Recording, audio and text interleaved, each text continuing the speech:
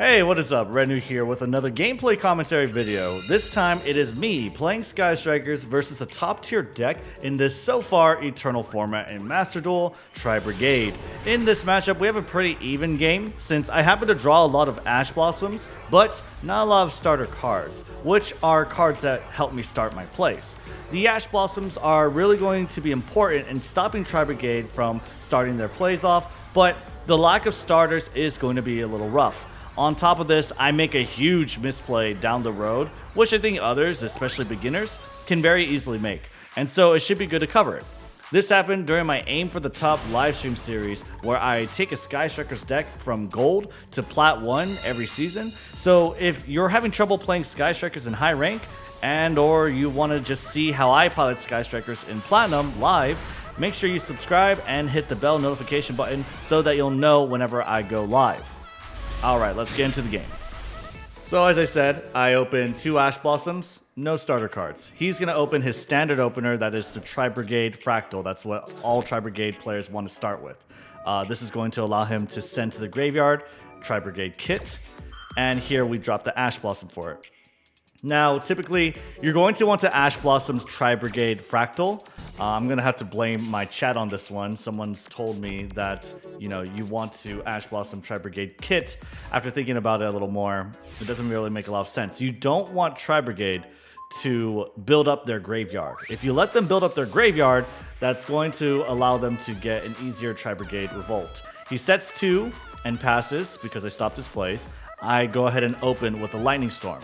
Now, this is an interesting play from him. He stops my Lightning Storm with Solemn Judgment. That's half his life points just gone.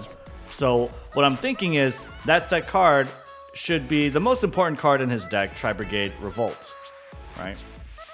So I set my Shark Cannon, nothing else to do in my hand, so I pass. Tri-Brigade want to fill their graveyard with a lot of Beast, Beast Warrior, and Winged Beast monsters in order to use Tri-Brigade cards' effects to special summon and link summon cards from their extra deck, using those monsters in the graveyard. So you see Kit here is banishing 2 monsters in the graveyard to special summon a linked 2 monster. That's going to be Fairjet. Now with Kit, what he's going to do is he's going to link summon with using 1 material. Salamangreat Almirage is typical. It's going to allow him to send Kit to the graveyard so that he can send Tri-Brigade Nerval. When Nerval is sent to the graveyard, that's when he's going to be able to search any Tri-Brigade monster. Typically, that's going to be Karos. So we go ahead and Ash Blossom the Kit. That way we stop him, we slow him down very, very steadily. Now he's going to hit us for 1600. He has nothing else to do, right? Going to hit me for 0-2 even. So he still has that 1 set. He has 2 Link monsters. We've stopped him with 2 Ash Blossoms. We have only 1 more remaining in our deck, nothing in our hand. And he goes ahead to pass the turn. Now here, what we draw is Called by the Grave.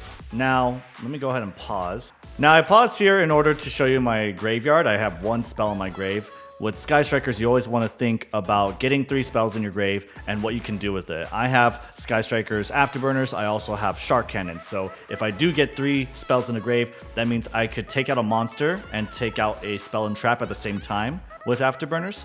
Or I could use Shark Cannon to special summon a monster in their graveyard. Usually that kind of play is needed for link summons and starting my own plays, but because I have no starters, that's not really going to be a viable option.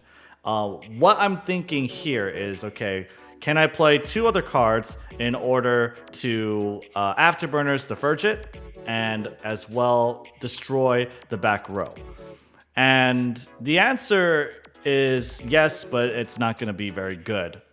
Because as soon as I play Afterburners, that is when the opponent is going to use Salamangreat Almirage's effect to tribute itself and protect 1 monster from being destroyed. If I go ahead and chain Called by the Grave, right, to that, I can negate it, but that scenario is already painting a picture where I'm basically using my 2 Shark Cannons for very little effect. So I instead go ahead and set my Call by the Grave and kind of wait to see what he does. That's my best play. It's better than just using the 2 Shark Cannons and kind of wasting them. Alright, so it's his turn, he draws a card.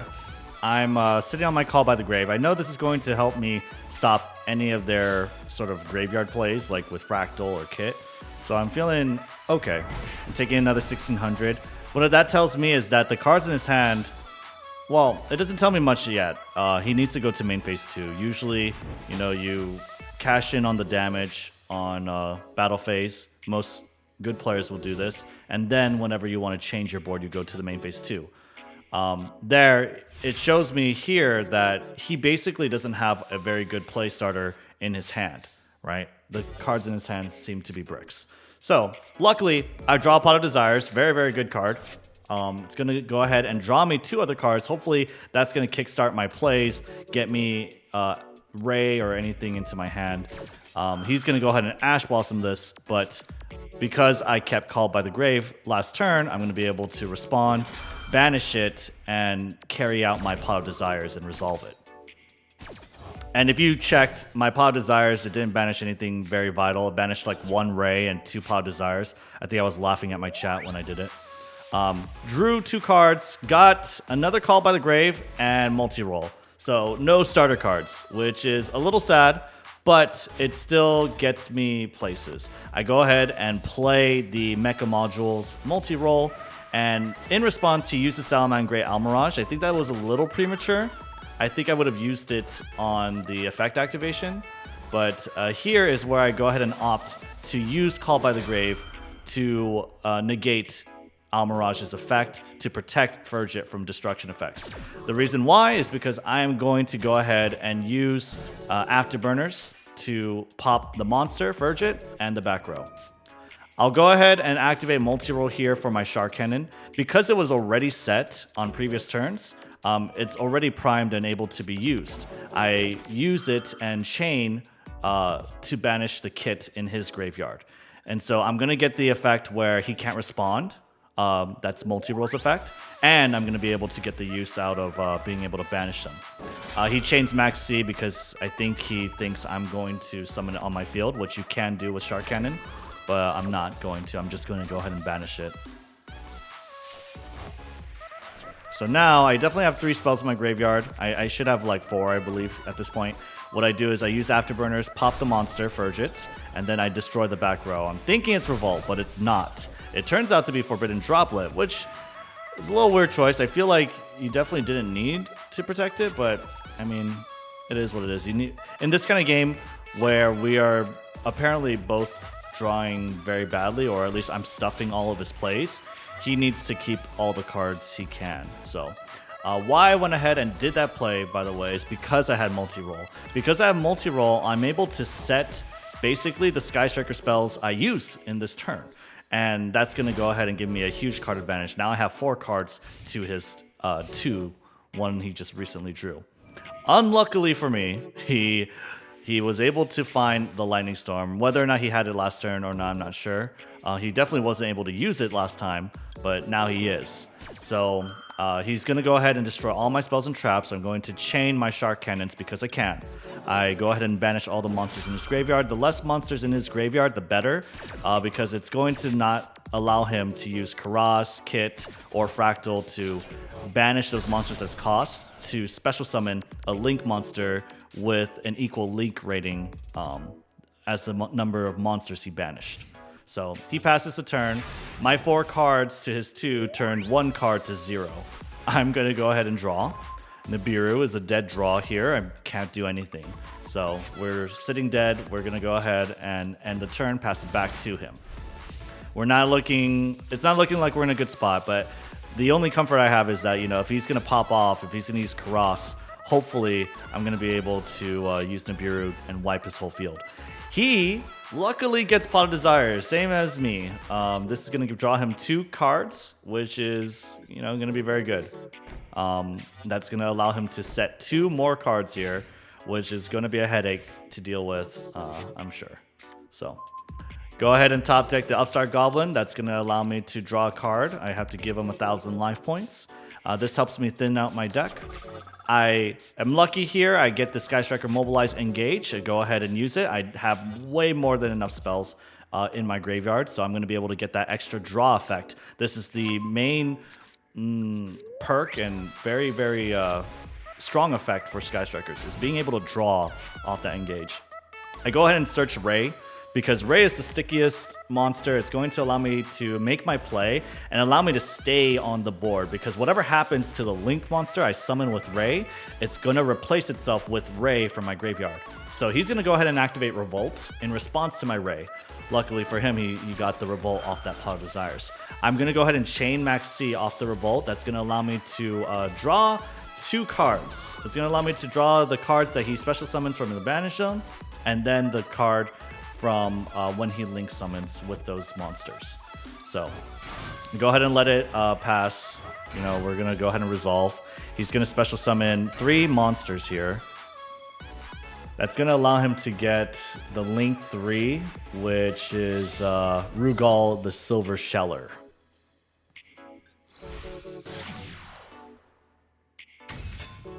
And so I'm gonna get the 2 cards. I got the Eagle Booster, I got another Ray, luckily. Kit is sent to the graveyard once more, because it was used to link summon the Rugal, and that's going to trigger his effect. I can't really do anything to stop it, so I let it pass. And so that's going to allow him to send Nerval to the graveyard. He chains Forbidden Chalice here to Ray. Doesn't make a lot of sense, because even if you do chain Forbidden Chalice to Ray, I am able to chain my quick effect on to Chalice. This is going to go ahead and make Chalice lose its targeting, and therefore my Ray will not have its effects negated. I go ahead and link summon. Well, not link summon. This is a special summoning. This is not link summoning, but I special summon Kagari.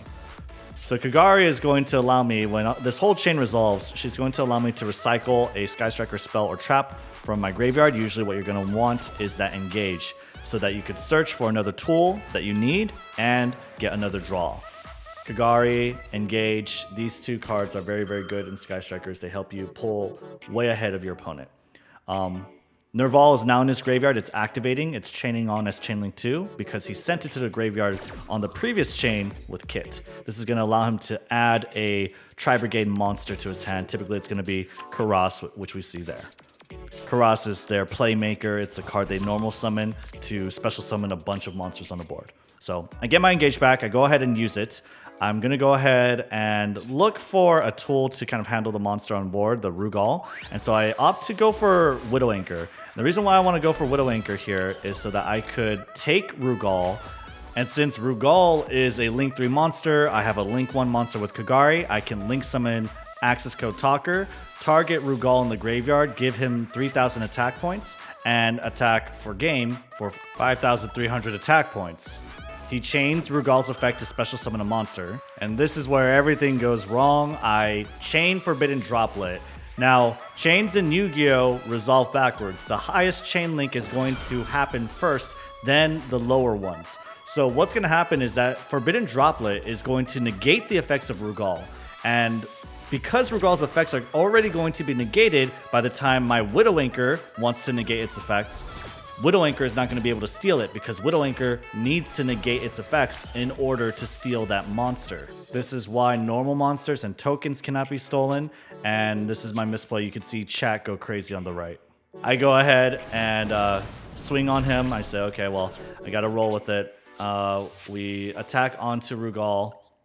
We do go ahead and negate that summon. So that's one small thing we get. And after that, go ahead and switch off to Shizuku. Shizuku is going to allow me to get another Sky Striker spell. So I set the Eagle Booster, and I hope and pray that this is enough to stall and that he isn't able to make any sort of permanent damage on the board. I know he has Karas. I know he's going to go ahead and use its effect to get Shirag on the board and banish my Shizuku. But with Eagle Booster on the board, I should be able to protect it. I should be able to buy myself another turn. He goes ahead and opens with Harpy's Feather Duster. This is going to have forced me to use Eagle Booster early. See, if he didn't have the Harpy's Feather Duster, he could have just normal summoned Karas. He would have went to Shirag, try and remove my Shizuku. And with Shirag, I could have just had Eagle Booster, basically have him use all of his resources and stuff it with the Eagle Booster. But now he chooses instead to pass a turn because he has nothing else to do. If I'm unaffected, obviously he can't make any plays. So I have Area 0, that's what I top decked. I go ahead and play it. And what my play is here is I'm going to have these two monsters. I'm going to link summon into Sky Striker Ace Zeke. I'm not going to banish a monster because if I choose to do that, I'm going to be banishing Zeke. But instead, I'm going to use his Send to Graveyard effect to give himself a 1000 attack point boost. And I'm going to send Area 0 to the grave. Because when Area 0 is sent from the field zone to the graveyard, it can special summon a Sky Striker Ace monster from your main deck, which is Ray or Rose. He goes ahead and uses Ash Blossom to prevent that from happening, because if it did happen, I could attack for game. And instead, so now I have to settle for this 2500 attack points and hope and pray again that I can survive this next coming turn. Before I do that, I do go ahead and special summon Shizuku, which is a bit of a misplay because I, at this point, don't have any more Sky Striker spells in my deck to even search. But it still lowers all his monsters' attack and defense points, so not too bad. I have a graveyard full of spells. It's going to go down by quite a bit, maybe like 1,000 or 900. So he goes ahead and normal summons Karas. This is his last play. This is his final stand. He goes ahead and activates its effects, and that's going to allow him to banish monsters in his graveyard to link summon a monster with a link rating equal to the number of monsters he banishes. So assumingly this is going to be Shirag to try and handle my Shizuku. He didn't do it last turn because I protected it with Eagle Booster. That protection lasts for the whole turn, but now I'm unprotected. So instead of going for the link 4, he instead goes for a 3, and it turns out it's Hresvelgr. Hresvelgr's effect is when he is summoned or when he activates its effect, he can go ahead and shuffle a monster from my deck, or rather from my graveyard, into my deck. So he's going to go ahead and opt to get rid of my Ray. And that's going to allow me to not special summon Ray from my graveyard if something were to happen to my Shizuku. But what he doesn't know, or I don't know, maybe he just didn't count, was that I do have another Ray in my graveyard. So it doesn't matter. That Hresvelgr did not do much of anything. We're going to go ahead and see a link 4, Shirag. Shirag's going to go ahead and banish Shizuku. Shizuku, since it is removed from the field, will allow me to special summon Ray from my graveyard. Now, some of you may notice and point out, and even my chat points out, he should have went for Access Code Talker. Now, even though he would go for Access Code Talker, he could wipe the board. It would still not be game. Access Code Talker prevents you from responding to his effect activations, but it doesn't prevent you from activating effects that are triggered by the resolution of his effects. When he removes my Shizuku using Access Code Talker's effects, my Ray would trigger from the graveyard, special summon herself to the field, then when that chain resolves, he's able to activate quick effects. He won't have any. Then my Ray can activate her quick effect, special summon Kaina, and prevent Access Code Talker from attacking for lethal. That being said, it would have wiped the board. He would have bought himself another turn. Now he goes ahead and sets a spell or trap. This is gold for me because I have jamming waves in my hand, and I can go ahead and target that set spell or trap, destroying it. And because I have more than 3 spells in my graveyard, I can go ahead and destroy Shirag at the same time. Depending on what was set, unfortunately for him, it's just a Mystical Space Typhoon, nothing really threatening. I'm going to be able to clear his board and attack for game. And that's how you can beat Tri-Brigade after almost throwing the game. Thank you for watching. If you enjoyed this unnecessarily stressful game and learned something, I'd appreciate it if you hit the like button and leave a comment so I can know how to steer my upcoming content. My name is Rednu. Catch my live streams if you want more Sky Striker gameplay, and I'll see you all next time. Peace! Wow, you won after that starting hand and all those bricks, good job. You mean all those misplays. Watch me upstart him. Imagine. It's finally over. You won, no way. Who needs access code anyways? Listen, I would have been able to Kaina anyway. Like, Kaina coming out wouldn't have been a response to any of his access code shit. It would have happened at the resolution of all of his effects, which is totally fine.